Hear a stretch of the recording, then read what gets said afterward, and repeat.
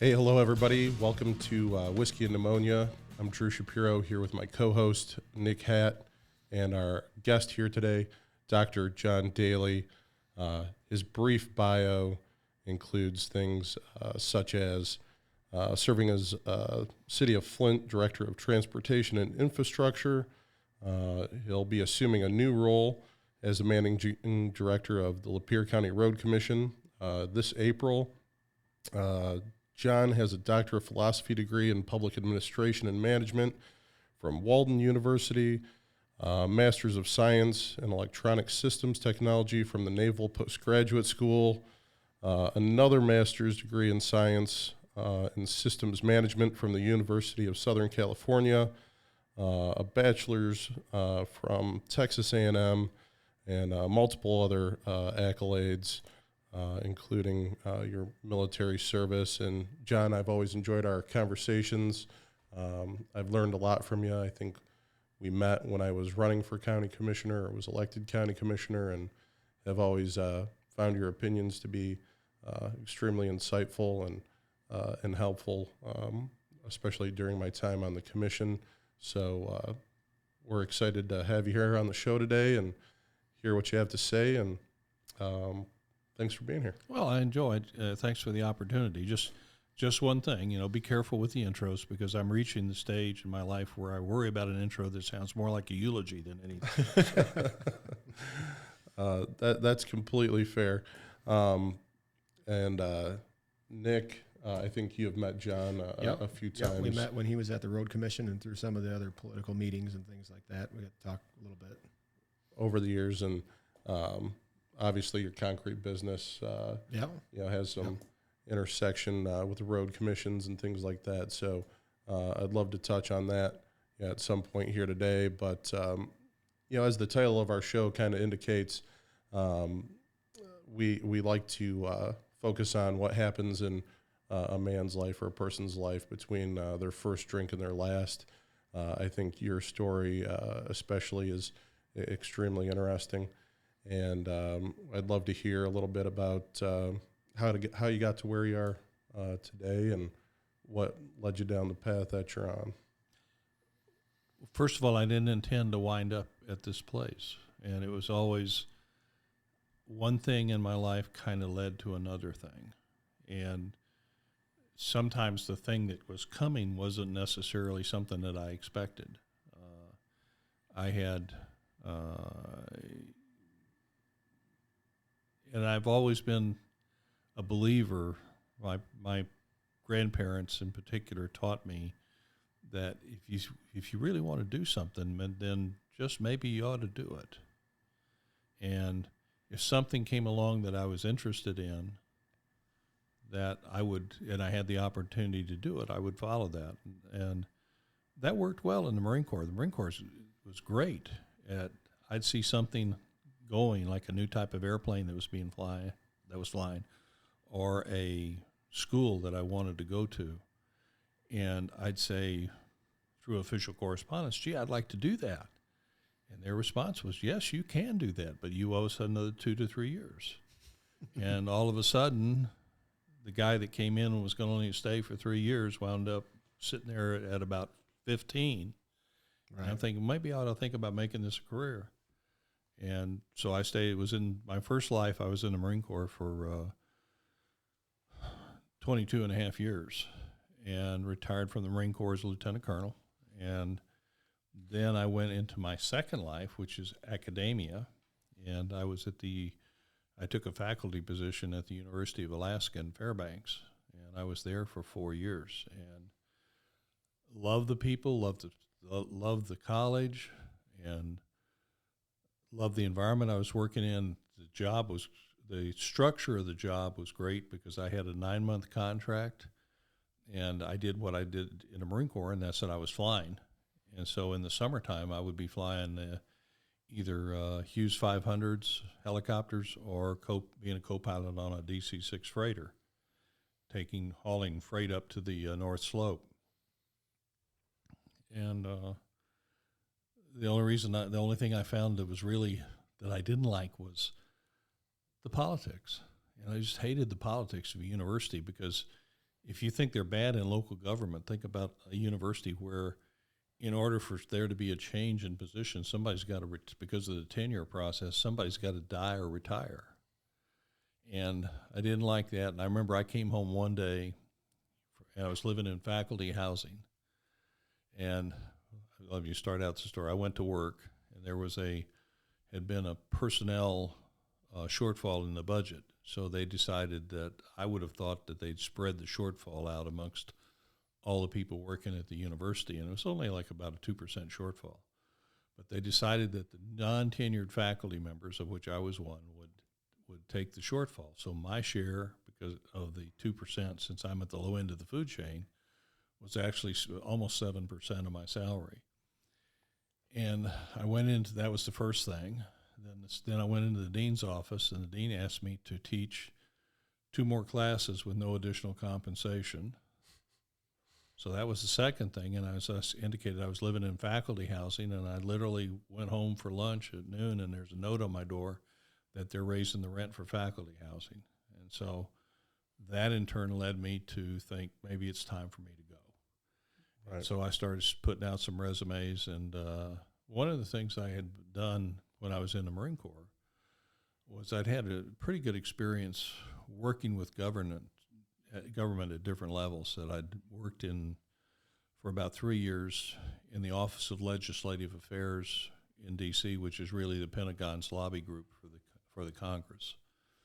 And that was I got to meet some really interesting people there.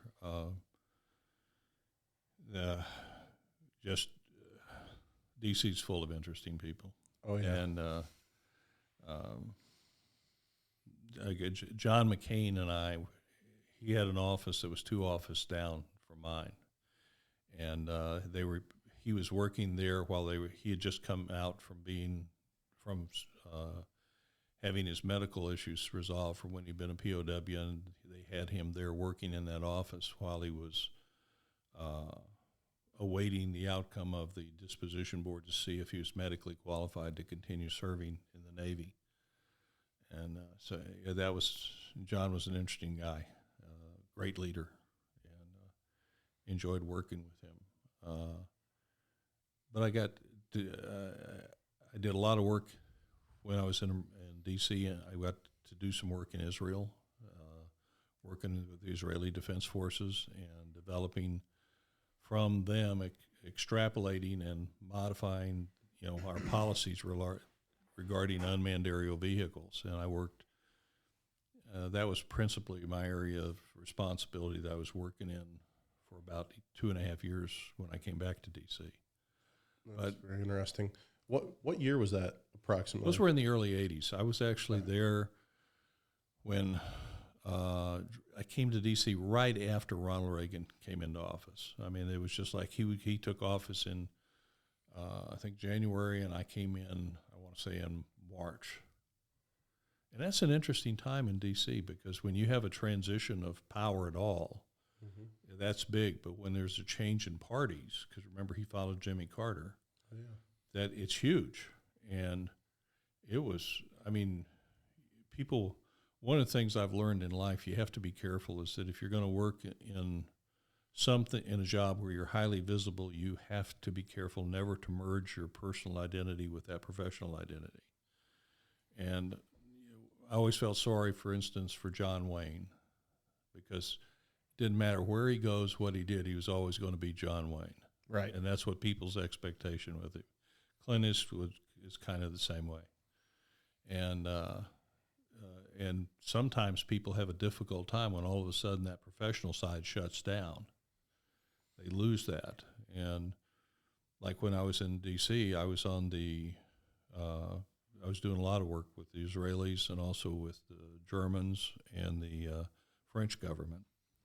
And because of that, I was put on the embassy party list for the summer, which is really great. You go to there and you have different cuisines and stuff, and try different drinks and alcohol, and you meet a lot of different people. But I cautioned my wife. I said, be careful here, because they're doing this not because of who I am, but because of what I am.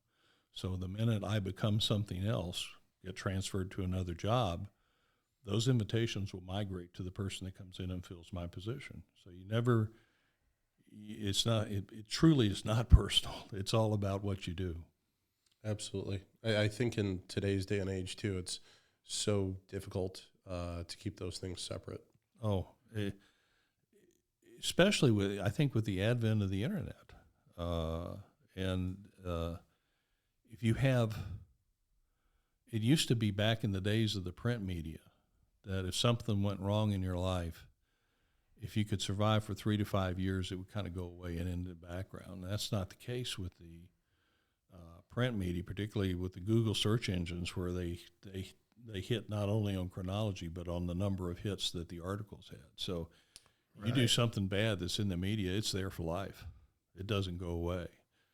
And that's going to be a very interesting process with this generation that's coming up about how do you not only your successes get publicized, but also your failures. So how do you handle the promotion of people within an organization and dealing with it? Absolutely agree. I can definitely personally relate to that.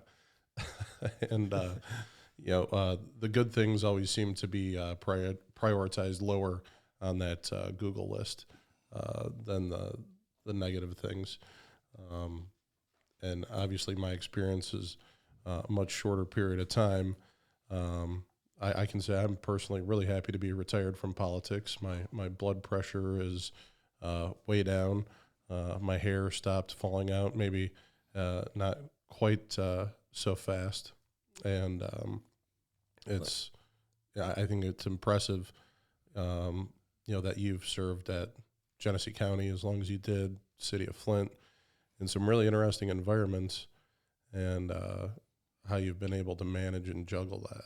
Well, and we've gotten to the point where you can no longer respectfully disagree. That if you are meeting someone and you have almost any type of significant disagreement with regards to belief, it's like it was back in the 15th century in Europe. You burn them to the ground. There's no longer this, let's find out what we have in common and then see how we can go from there. I was about 3 years ago, I was over at the Jerry Ford Museum in Grand Rapids, and they had a section on with Betty Ford, and they had an interview from her when she was the First Lady. And Jerry Ford's an interesting guy, the only person ever to serve as President of the United States that was not elected as Vice President nor as President. And Betty was saying that they'd ask her, what were the things that you remembered most from your time in D.C.? And she said, well, it was when Jerry had Ways and Means, and we'd have Ways and Means picnics in our backyard. And about the second year we had him, I had to ask him, how do you tell the difference between the Democrats and the Republicans? Because they get along. Right. And I think they've just kind of lost that, Nick. I think so. And I think it goes back to like a lot what you're saying, separating of professional and personal. Right. I don't think there's much of that anymore. It's all identity politics and emotion driven rather than logic. Common sense, there's none. Yeah, it's difficult when you can have good closed door conversations absolutely. with people. And speaking just from my limited personal experience on the commission, I could have great closed door conversations with people, and then you get into that boardroom, and next thing you know, it's completely opposite. And it's hard to operate in a world like that, especially when you're trying to make some meaningful changes. I actually had a conversation when I was in D.C. in the 80s with a U.S. rep, and we just started out where we had a difference of opinion on something, and we talked it out, and I'd convinced him, and he finally said, look, I know you're right, but you got to understand I can't take a position that's different than what I've had because I've stated this publicly, so I've got to stay with my position. I was thinking, wow, I can't believe they just said that. But that was the way it is. And the other thing is, this is, it's easy to look at that, but this is a great country. I mean, I've been around the world, Japan, Laos, Korea, Israel, France, Panama, Germany. Grew up in Mexico, and this country's, even with the problems that we have today, is still the best game in town. It's why do you think that all the countries that immigrants try to come to, refugees try to come to, the one they try to come to get to first is the United States. They may have to settle for something else, but the one they try to get to is the United States. And at least we have a system that allows this kind of open discussion. Yeah, I think that's important. I think a lot of people today have also lost sight of how good we have it. And I think a lot of times in life it takes losing things or almost losing things to gain perspective on that. So I try to remember to count my blessings, and as difficult as things can be at times, try to remember they can always be worse. Absolutely. Well, like I said, I'm a stage of life where, I wake up in the morning and the first thing I do is thank you very much for letting me be here. And then the next thing is take inventory about, okay, what's going to hurt today? And but I'm grateful for that, because the alternative is worse, much worse. Right. No, I think we live in a bubble as a society. Nobody, the large majority of people don't reach outside of their own sphere, and I think that plays into a lot of what you said. People don't realize how good we have it here. Yeah. They just don't.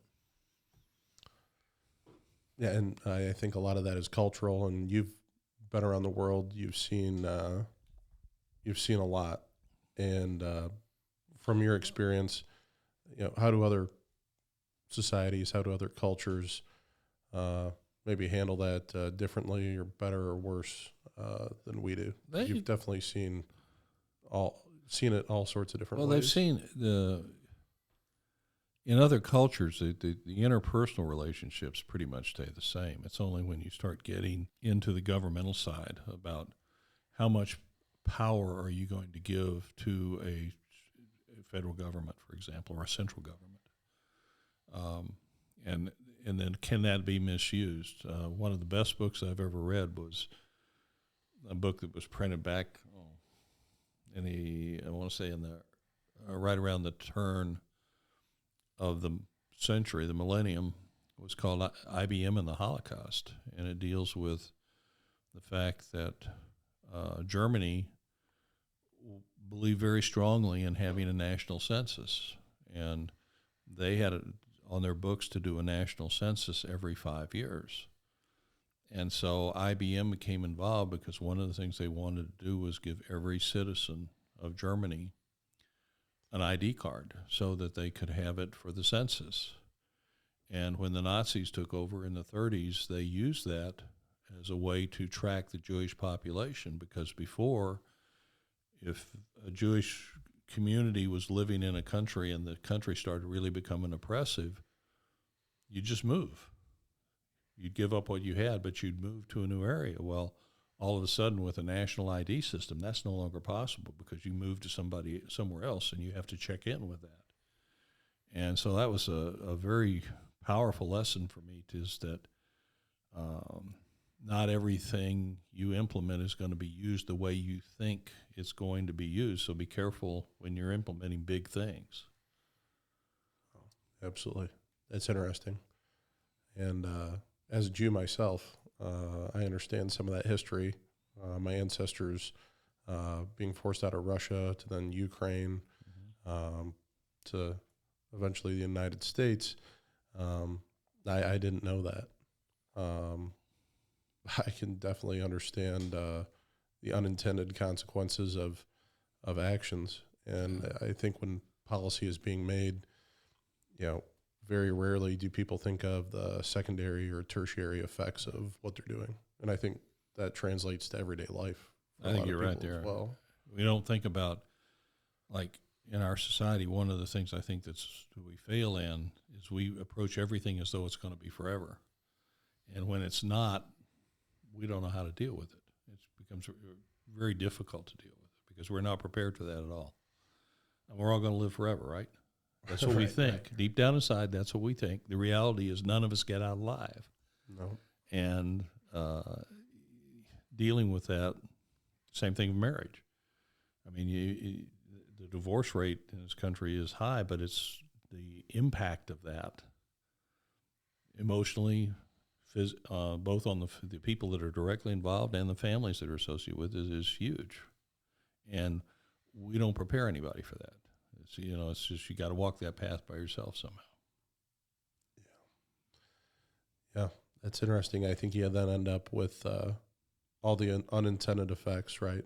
Yeah. Of children growing up in single-parent homes, the challenges that presents, the things that school districts, having served on a school board, are responsible for now that you may have never thought a school would have to be responsible for.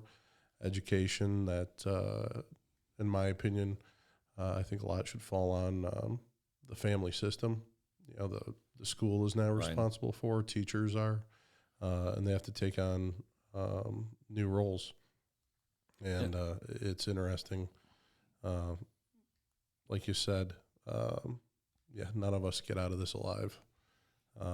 But I think the choices we make along the way can have big impacts on the quality of it, obviously for ourselves, but for future generations too. And I just see people being more focused than ever before in history on immediate gratification, and really just an Epicurean lifestyle focused on today. Well, and as I've made my pathway through life, one of the things that I learned and believe in is that it's really all about your relationships with people. That it's not about the guy that has the most stuff at the end wins. That's not it at all. That's probably a person you feel very sorry for, because their stuff isn't going to mourn them. And I think that if there is an afterlife, it's probably in the form of those people that remember us after we passed on. So that's kind of a thing. And you get into different perceptions. And like one of the things that has always struck me is I spent my dad went to the University of Houston of the GI Bill. He'd been a B-25 bomber pilot in World War II, and he got out and worked for a while. And he went back to school and studied economics at the University of Houston. He finished there, and I want to say I'm not sure because I was just a kid then, but I think it was about 52. And while he was going to the university, I had a great time. We lived in what had been an old barracks that had been converted to family housing, and the School of Mechanical Engineering had their field lab about half a block from where I lived.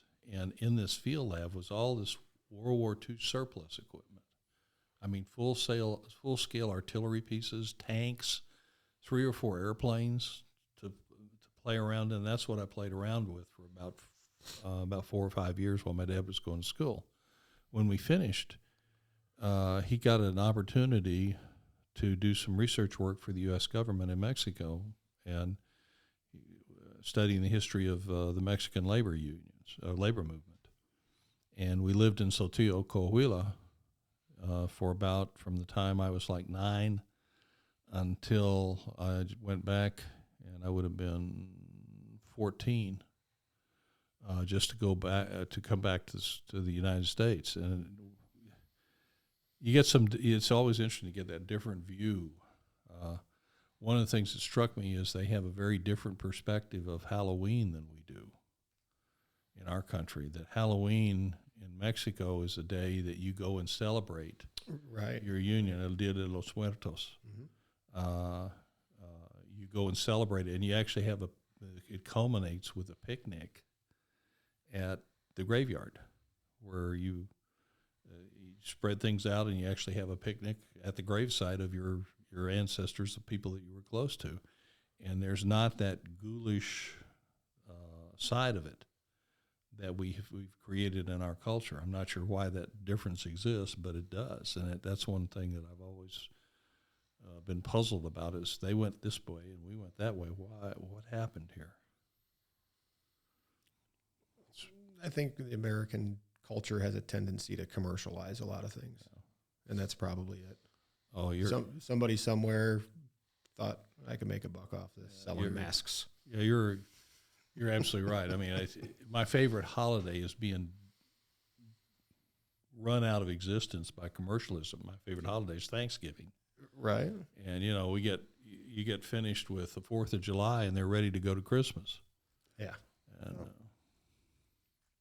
Yep. I thought you were going to say Christmas because, I think Christmas has been literally gutted by the consumerism of it. Well, yeah, Christmas is interesting. I had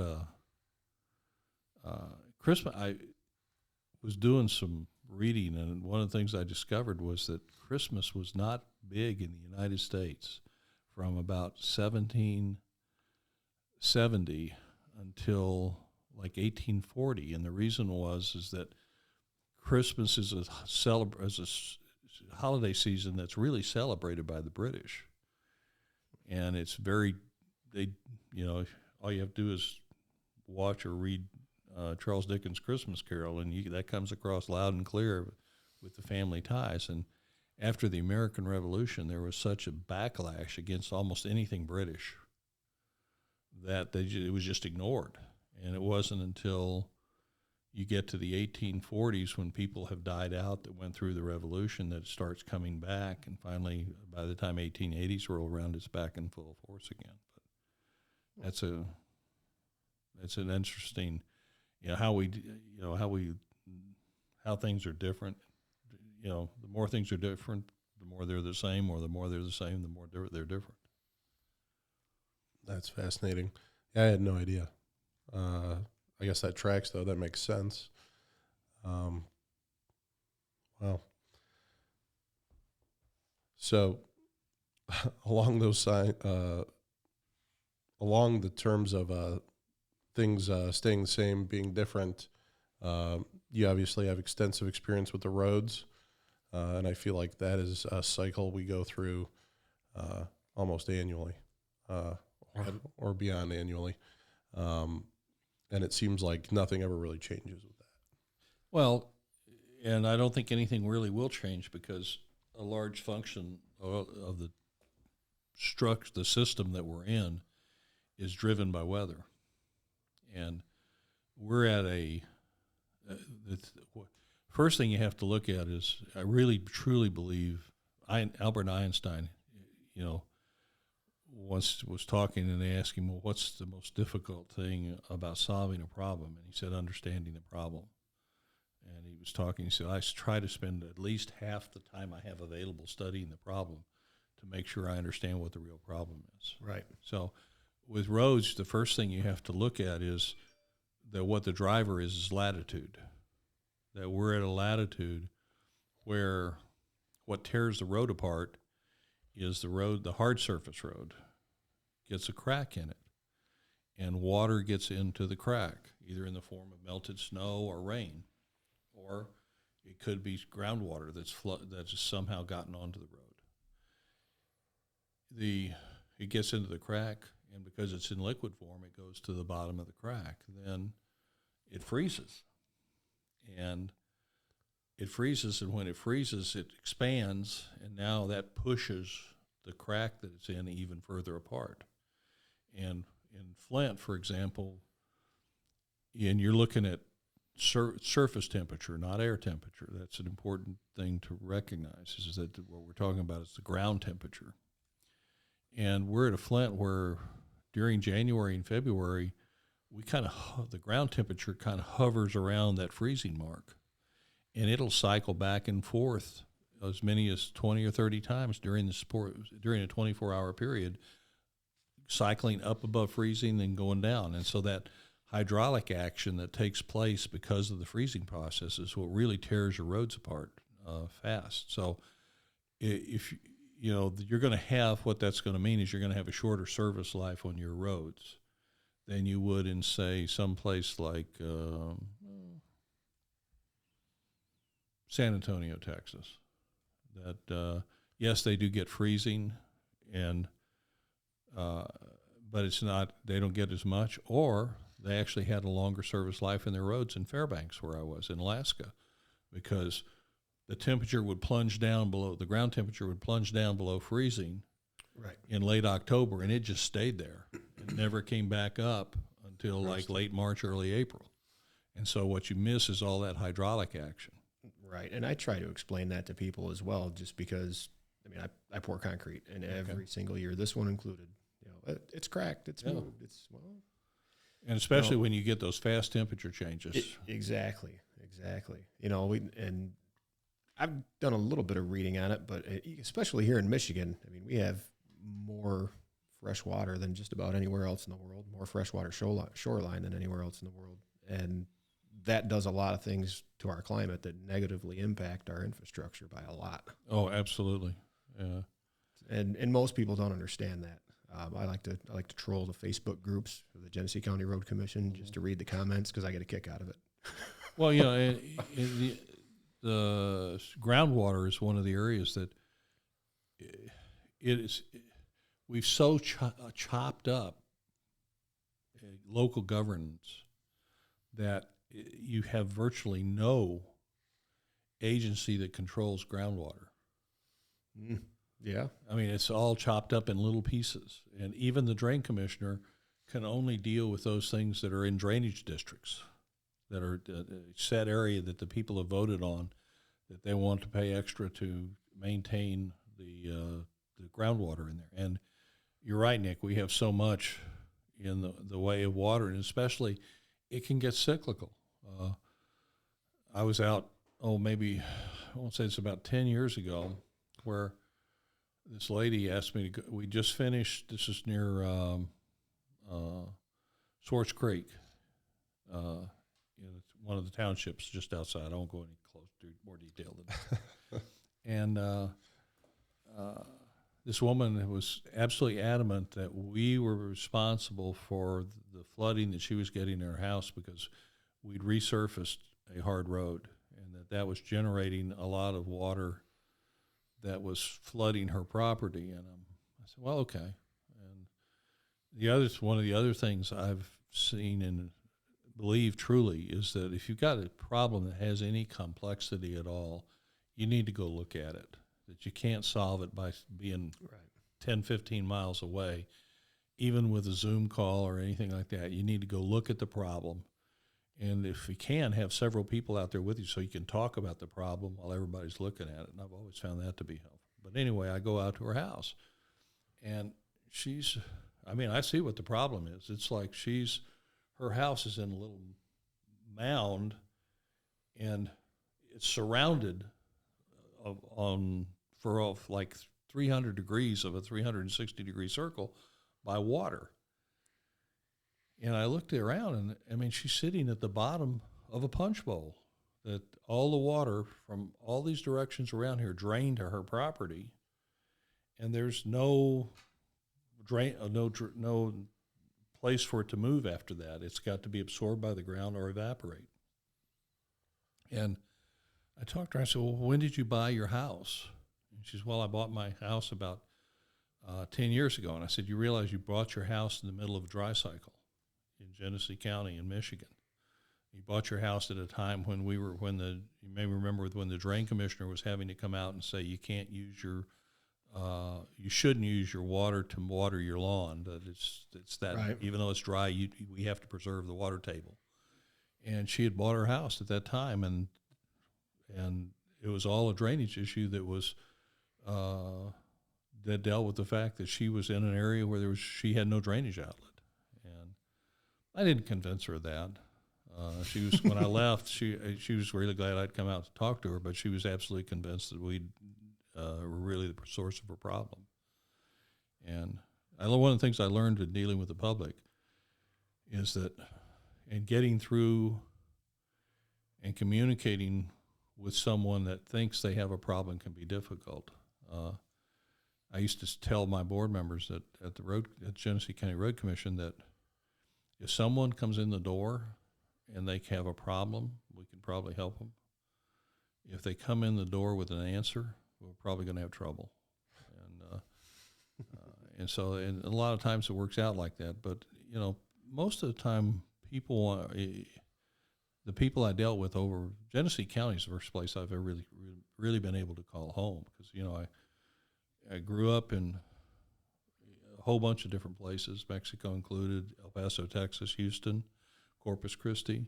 Went to college, went in the Marine Corps. I was in there for 22 years, 17 moves, and then came out and moved 5 or 6 times. And this is truly my home, because this is the longest I've been any place in my life. And it was also the first time I'd ever put down any real roots.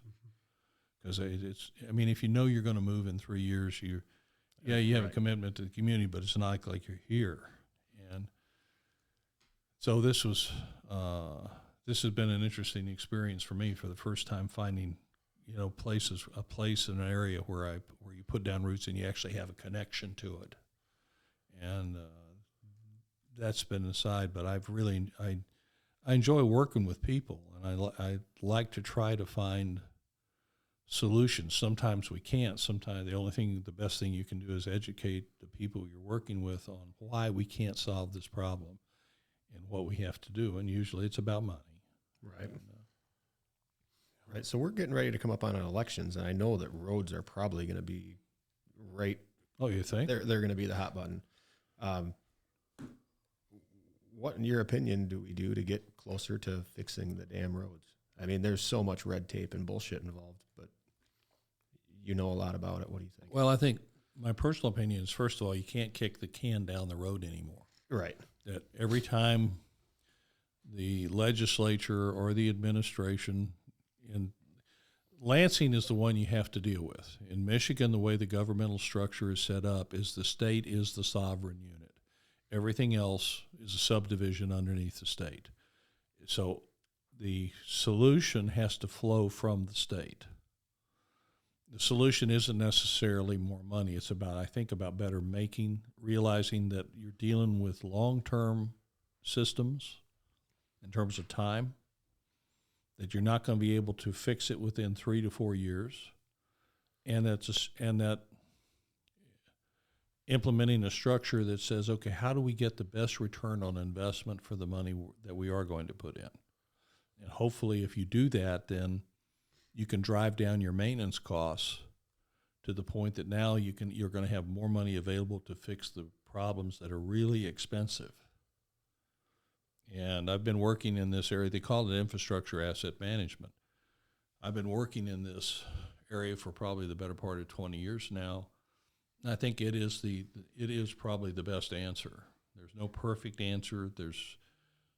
That comes out of this. It's just that you have to take a look. It's going to take you a long-term issue. And the other problem we have is that most of our roads in Michigan, you can figure service life of between 15 to 20 years, depending on the quality of maintenance we got. The other problem we have is bridges. Bridges require a different type of management because they have much longer service lives than roads do. You're looking at 50 to 60 years for a bridge. And they always show you basically the same deterioration curve for a bridge that they do for a road. And I don't buy that for a minute, that I think the slope of the deterioration curve for a bridge is much steeper, that it holds up better over its service life. But when it starts to deteriorate, either through lack of maintenance or just simply through fatigue, that it goes very fast. Yep. And the roads are very much like they have a fatigue cycle. I remember, I don't know if you did this, but when I was a kid, I had a kid sister, okay?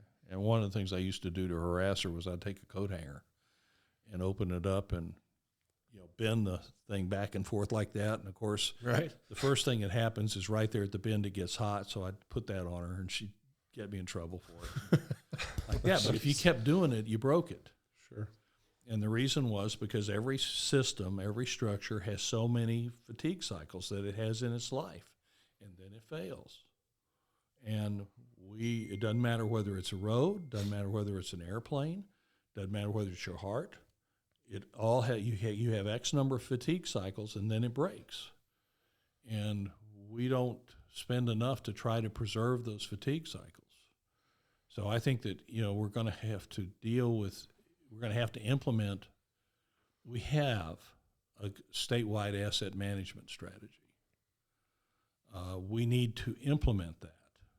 with more force than what we're doing. That right now, participation is kind of optional, and it's highly recommended, but optional. I really like what they've done in Canada and province of Ontario, that everything is treated as an asset that's competing for resources. If it's in the public sector, it doesn't matter. It can be a building, it could be a park, could be a fleet of trucks, could be a playground. All those things are competing for funding, so they all have to be included in this plan that says, okay, how that a municipality has to spend its resources, because we don't have unlimited funds. And so we need to be very frugal and very wise when we spend that money, because many times we won't get a second pass at it. Right. I think that's what I would change. If I were God Emperor of the state, like for one day, one of them is I'd put every governmental unit on the same fiscal year.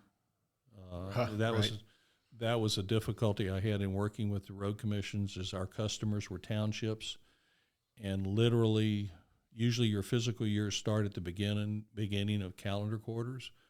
We literally had fiscal years that started at the beginning of each township, or each quarter of a calendar year. And so it was difficult to have a comprehensive overall financial strategy that you tied to a calendar, because everybody's on a different calendar. And it's especially the politicians on the election calendar. Yeah. And if you're looking at solving long-term issues, and you have people charged with solving those long-term issues who are up for election every 2 years, every 4 years, focused on promises they're trying to make to voters. I'm not a fan of term limits. I'll tell you that right now. Right. Term limits have a significant flaw. It really empowers the lobbyists. Well, it empowers the lobbyists. I think that's a very, very strong byproduct of it. Yeah. But the problem is, it presumes that that each community has a leadership pool that's deep enough to cycle through these things. And first of all, we've always had term limits.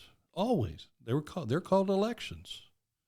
If you don't, I get really nervous when someone is putting rules down that won't let me vote for the person that I think is the best capable of doing the job.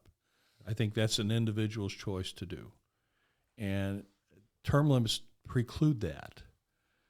The other thing, though, is it sounds so good when you're advertising it to the public that every 2 years we're going to kick the bastards out and get rid of the dirty bums that way, And the reality is you're throwing out both sides, and you're bringing in more dirty money. And you bring in more dirty, but term limits in my opinion, has created exactly what it was supposed to stop. And that's we literally now have a class of traveling politicians that are going to be if you go and you look at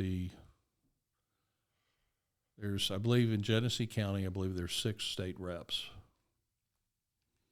Utah, and this is not against any one of them individually. This is a collective assessment. I think it applies to every county in Michigan. That if you talk to all of those state reps, deep down in their hearts, they truly believe they're going to make the cut for the Senate. Mm-hmm. The reality is only 2 do. So what do you do with the other 4? Well, you got to bring them back and have work for them. Township board. Can't lose their health insurance. That kind of thing. So you run into that. And, look at the national level. How egregious is it at the national level? You have people that at the highest levels, all they have ever been is a politician, and they're sitting on top of personal wealth that goes into 8 and 9 digits. Right. To me, that it shouldn't. Politics, an elected, should not be. The reason that you're going to be an elected official should not be because that's a way to acquire wealth. Absolutely.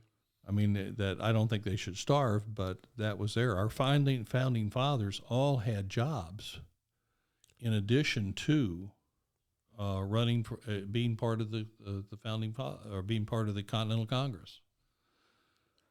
So it's I think we're at a time when there's some interesting things going on. we've lost the ability. We seem to be losing the ability to transport news and facts accurately. That the media doesn't give us in-depth reporting, or not all the time, but it seldom gives us in-depth reporting. There's a rush to get the information to the in online as soon as possible while it still has impact. And a lot of times I think we don't get the overall, and we don't get the follow-up if it's not really something that's just huge. Right. And so I think that's an area that the media has changed in significantly. My grandfather, on my dad's side, he wasn't a journalist. He's a newspaper man. And if you know the profession, you know the difference. That he believed in a story, and he believed that the stories that you wanted to tell were the ones at the local roots. And he was a smart guy. He's the smartest guy I've ever known. He was when I knew him, his full-time job was he was senior foreman at a lumber mill and ran a little newspaper on the side. He'd never been to any, hadn't been past, I think, the 7th or 8th grade. Yet this is a guy that taught himself without any manuals how to repair watches. Spoke 5 languages fluently, and had a vocabulary that was phenomenal. He had this process he used that he had dictionary, and he would look every day and go an iterative version and pick a new word, and he would try to find a way to use that word 3 times during the course of the day. And I think he had a pretty easy go for A, B, C, D, but when you start getting down into Q and X, Y, Z, he probably has some interesting conversations during the day. But the point was he was doing that. And he, like I said, he was smart, by far the smartest guy I've ever met. And he actually started working with me to teach me how to repair watches. And I never got as far as he did, but I could at least take them apart. In fact, that's how I got started. My grandmother and my granddad went to church one day, and I wasn't feeling great, and so I stayed at home. While they were gone, there was this clock, and it was a mechanical clock. And I was bored, and I decided to take the mechanical clock apart. So my granddad comes home about noon, and here's this whole pile of stuff in front of me, gears and springs and everything like that. And he says, okay, and your punishment is we're going to put it back together. And so we sat down and worked for about 5 hours putting it back together. And by God, after we got it back together, it worked. So all of that coming back to, I don't think there's much you haven't done. Well, I have some things I'm particularly proud of. One of the things when I was in the service, I was a carrier pilot. I did 3 cruises on an aircraft carrier. And I've got 172 traps on 4 different carriers. I got involved in doing some parachuting activities, and it worked out to where I think I'm one of the few people that's ever parachuted north of the Arctic Circle or south of the Antarctic Circle. And nothing happened. Like I actually got into a movie one time. No kidding. No kidding. I know it's hard to believe they did, but they didn't. They weren't hiring me for my good looks then. But there's a movie that's still out there. You see it on Netflix from time to time, called A Bridge Too Far. Oh yeah, and saw it a couple months ago. Yeah. Maybe rewatch it all the time. Well, it's about the airborne invasion, parachute invasion of Arnhem during the war, which was a failure for the Allied forces. Market Garden. Yeah, it was the overall name of the operation. And they decided, Cornelius Ryan, who wrote D-Day, the 6th of June, the book and the movie, coordinated the movie, was the author of this book as well, and he wanted to tell this story of a major failure of the Allies during the European campaign. Long story short, they're shooting a show about paratroopers. Well, they needed paratroopers, people who were airborne qualified. So they put out a kind of a blanket statement that anybody that can show up here that has a can show they've got airborne training could be an extra here for a couple of weeks. So I got to go. I saw that, and I took vacation for like 2.5 weeks, and we took space. Myself and 3 other guys took space available over there, and we became extras in the movie. And Nice. I got to meet Gene Hackman. That he sat down and had lunch at the picnic table that I was at with 4 other guys. Interesting guy. But there's a scene. I was an extra as a Polish paratrooper, and there is a scene where the Polish parachute brigade is leaving this DC-3, which I was in, and Gene Hackman's at the door. There's a guy that goes out right behind him that has the second guy has a fully camouflaged face. Well, that guy is me. Nice. And I went out with that, and so that was a great experience. The airplane that we jumped out of, frankly, was one of the few airplanes that was there that had actually participated in the market garden operation. Was actually loaned to the movie company by the Dutch Air Force, Royal Dutch Air Force, or the Dutch Air Force. I'm sorry, and that was a little interesting side note. And I think it's just about experiencing different things and being open to try things. And sometimes, when I went through, I learned one of the lessons I learned going through catechism in preparation to be confirmed in the church was that God answers all prayers. And sometimes the answer is no. And so you try things.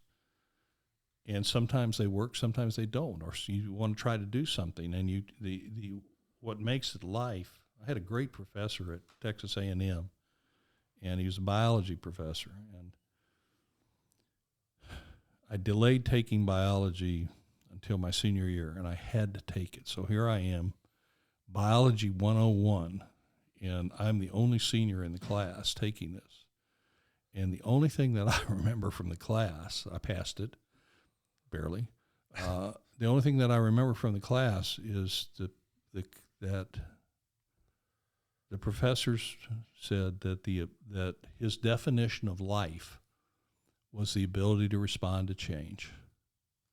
And if there's one thing I've taken through my life, it's that if you're going to be alive, then you need to be responding to change and sometimes embrace change. So along those lines, I think you've done so much, you've accomplished a lot, experienced a lot that I think most people couldn't hope to in multiple lifetimes. Tell me or tell us about some of the things you've overcome, or maybe points in time where you doubted that for a second, how you got through it. One of the most difficult times I had in my life was when I went to the Naval Postgraduate School. I signed up for a program. I started out, as you indicated in my bio, that I have 2 master's degrees. That was not by choice. The first one I got was from USC, University of Southern California. And I got that because I was living on base, and the base education office where they held the classes was literally across the street from where I was living. So and the military was willing to pay for the cost of me going to school. So I thought I'd be a fool not to do this, plus the fact I was coming up in the zone for promotion to major, and I thought having a master's degree would be helpful in making the selection process. So I got that.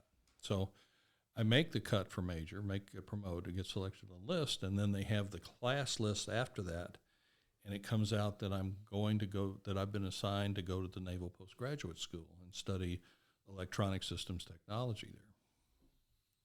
Well, the first thing I did was call up my monitor and said, "Well, I don't want to go there. I already have a master's degree. You need to find something else." He says, "You don't understand how this works." He said, "You've been selected to go there by board action, and it's been confirmed all the way up the line. You're going. If you don't go, you need to think seriously about resigning. So I said, okay, I'll go. Well, the program they put me in was a brand new program, and I was supposed to be in like the second class going through. But the powers that be in D.C. and the personnel section said, we want you to get an unaccompanied tour out of the way overseas before you come back and go to school. So when I signed up for the program, it was principally a master's or a management program. I go to Okinawa, Japan for 13 months, come back, take some leave, show up 15 months later, and the program's changed. It's now a full-blown engineering program. And at that point, it's been like 14 years since I've had calculus. Right. And I'm like, oh, my God. And so I'm like, how in the hell am I going to make it through this? And they even sent me to a 6-week prep, mathematics prep at the postgraduate school before the program started. And they did that for everybody that was getting ready to go into one of these engineering programs. And I'm like, oh, my God. And I get into the second day, I'm lost. I mean, some of it's coming back, but some of it is I'm having to relearn again. And I had 2 Navy officers that were going through the program with me. And the one of them, Pierre Vining, went on to be the superintendent of academics at the Naval Academy. And the other one became a captain. He was a sub-nuke and became a captain. Dave, I forgot his last name right now. But anyway, Pierre and Dave decided, I didn't realize this at the time, it's only through retrospect, to make me their pet project. And so their goal was to get me through the postgraduate school. So they, every day, after we finished class, because the first year, the programs we were in, we were all taking the same classes the first year. So every day for the first year, we would, after class was over, we would go to the library. And they would have stupid study for John in the library. And that was really an uphill climb for me. And if it hadn't have been for those two men that decided to make me their pet project and invest their time in me, I don't know if I'd have made it through or not. It was close enough as it was. I mean, you know how you graduate, and if you've done really well, you get magna cum laude and that kind of thing. Right. Well, my curriculum officer, when I graduated, had a diploma, and I think I've told you this already, made for me that said graduated with surprise. Because I was right on the cutting edge of of making the score for graduation, the grade point ratio that was necessary to graduate. But I did it, and once I did it, it was over, and I go on to the next hurdle. And you got to have challenges. I mean, I'm not sure I'd want to take on a challenge like that now, but at that time, that was probably the most challenging experience I've ever had. The other time that was very hard for me was when my mom was in declining health, and she lived in Portland, and I'd just taken a job as city manager at Three Rivers, and she was having a great difficulties with timing, that she would wind up either not taking her meds or overdosing her meds because she'd get distracted with time. And for the fact that she didn't want, so I said, and the doctor said the only thing that you can do is she's got to go in some kind of care facility. And she didn't want to go. And I couldn't, she was great at guilt. She had a PhD in guilt management. And, oh, man, I went through that, and it was horrible. And it was one of the worst times in my relationship with her. But we finally found a place that she was going to be happy at, I think. And she's been her declining years there. She had about 3 more years left. And that was a difficult time. And transitions are always difficult. I mean, it's one, it's like every job I've ever gone to, there's what they told you, and then there's the way it really is. And you find you walk in the door, and it's like, okay, all of a sudden, you start finding out why you're there. Right. But there are challenges. And I learned some things when I was at the Road Commission, too. And I was there for almost 18 and a half years, manager director the entire time. And I've always been a big believer in that if you're the leader, your job is to figure out, okay, this is where we want to wind up, work with everybody to get a path, to get a plan together to do that, and then provide resources for them to get their things, to get the job done, and keep people off their backs. And that was really my principal job. And it seems like every time, I'd come up with, God, I have a great idea. I have a great idea. Notice that word, I. And there was one in particular that I chose to implement against the advice of several of my staff members. And it turned out they were absolutely right. And I learned that, 18 years, you better listen to everybody because not all your ideas are that good.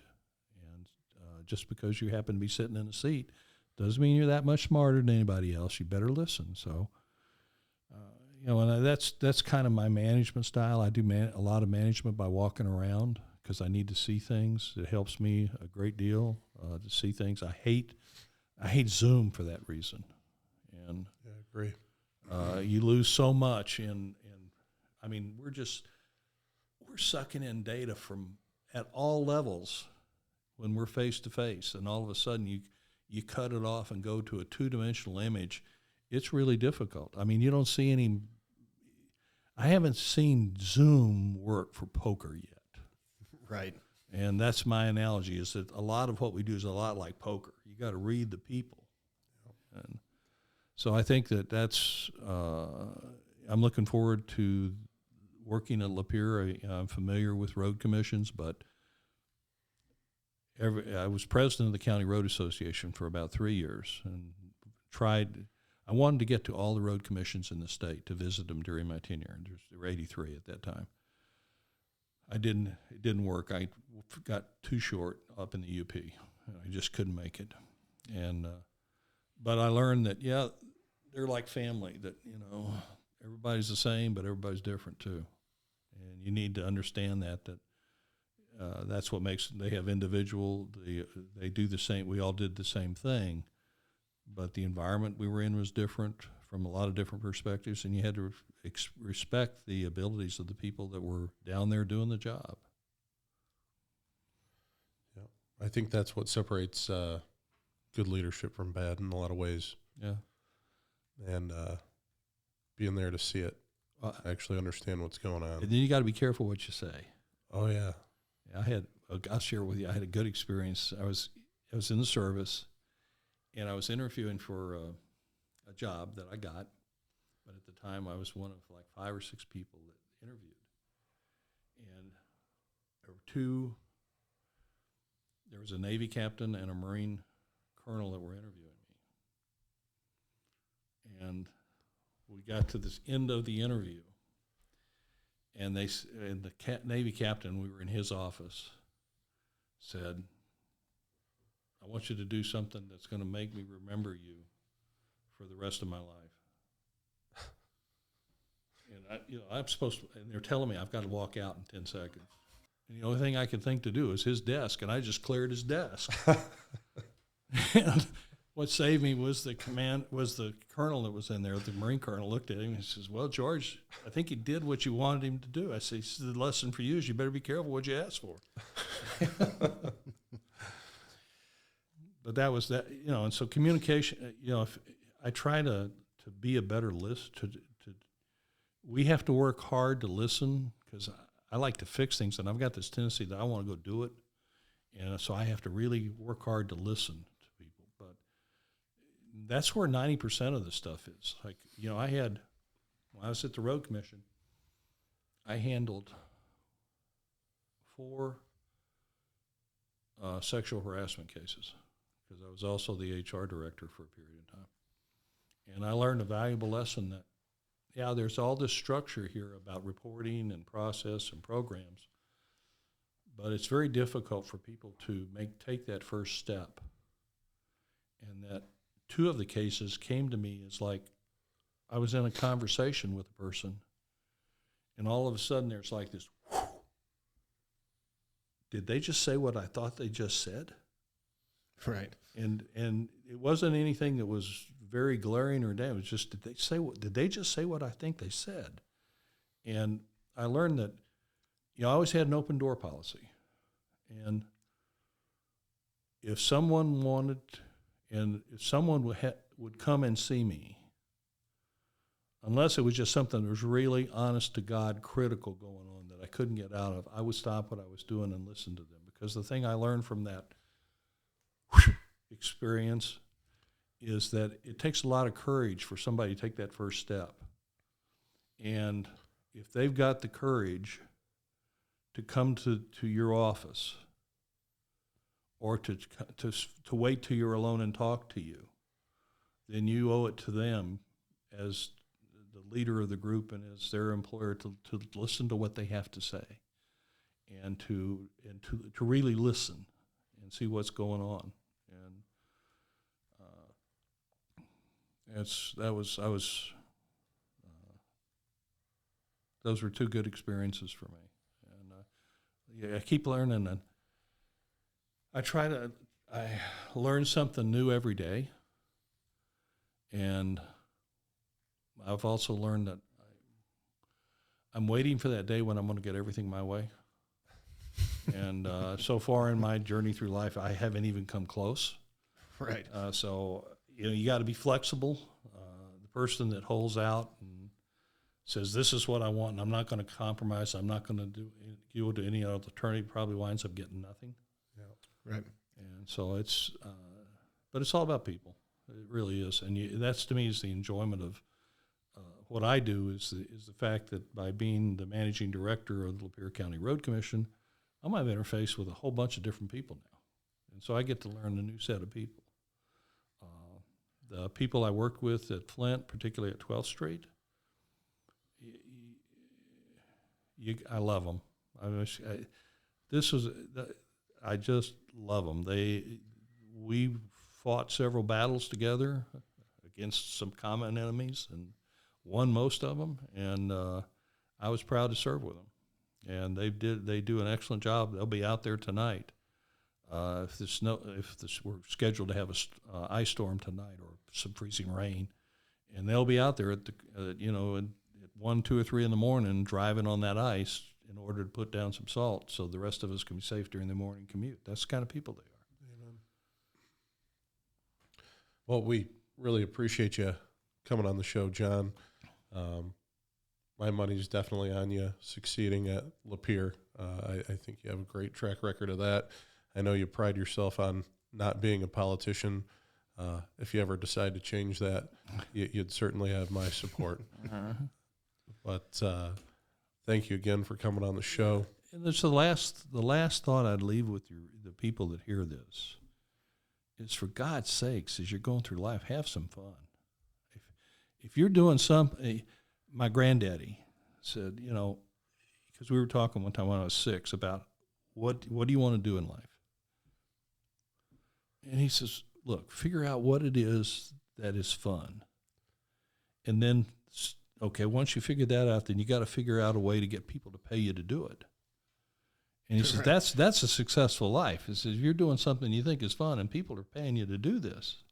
Absolutely. That's it right there. You've made it.